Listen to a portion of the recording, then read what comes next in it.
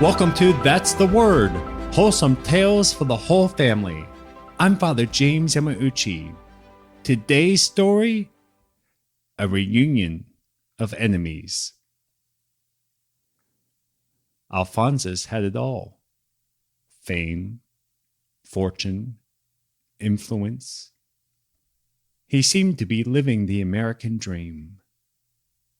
Alphonsus was sought after throughout the country, developing a business like none other.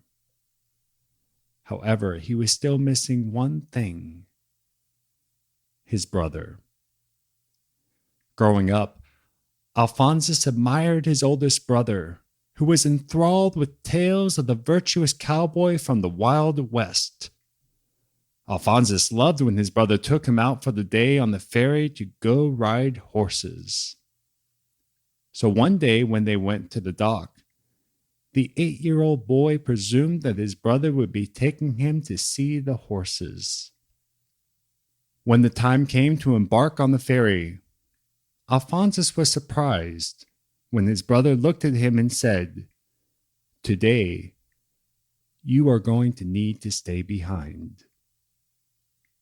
Disappointed, but trusting his brother, Alphonsus stayed at the dock, waving as the ferry moved further and further away from the shore. Little did he realize that his brother would never return home. Now settled in a different city, years after that day at the dock, Alphonsus led a busy life handling his business and caring for his family, including his mother and siblings. Alphonsus's operation was constantly under threat, especially from a new nuisance, Richard Hart. Richard was one of the best in his field, a disciplined man, effective and fearless in running men like Alphonsus out of business. Alphonsus began making plans to deal with this pest.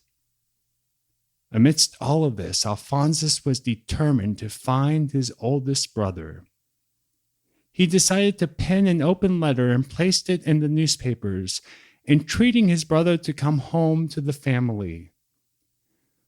Lines of people came to Alphonsus declaring to be his lost brother, charlatans who wanted a claim to his family name. Alphonsus, however, had a simple litmus test. He asked one question: "What did you drink when you were younger?" No one could answer the question correctly. One day, an unwelcome character walked into Alphonsus's office. The man wore a 10-gallon cowboy hat, pristine boots, a white button-down shirt, and white pants.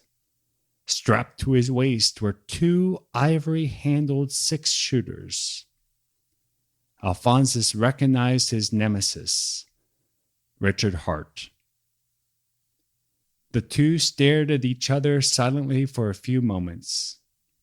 "What do you want?" Alphonsus asked. "I'm your brother," Richard declared. Alphonsus studied the man with the distinctive Italian nose who was now before him. "What did you drink when you were younger?" Alphonsus quizzed.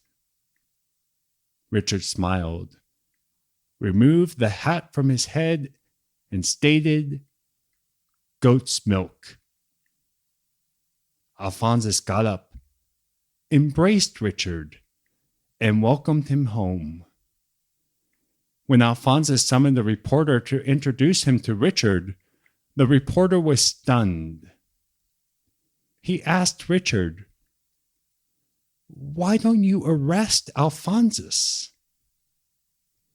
Richard looked at his brother and responded, "I certainly will, if he ever steps foot in Nebraska."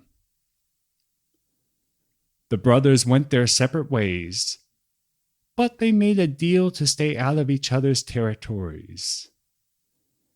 When Richard left home, He joined the circus and changed his last name to that of the Western movie star he admired.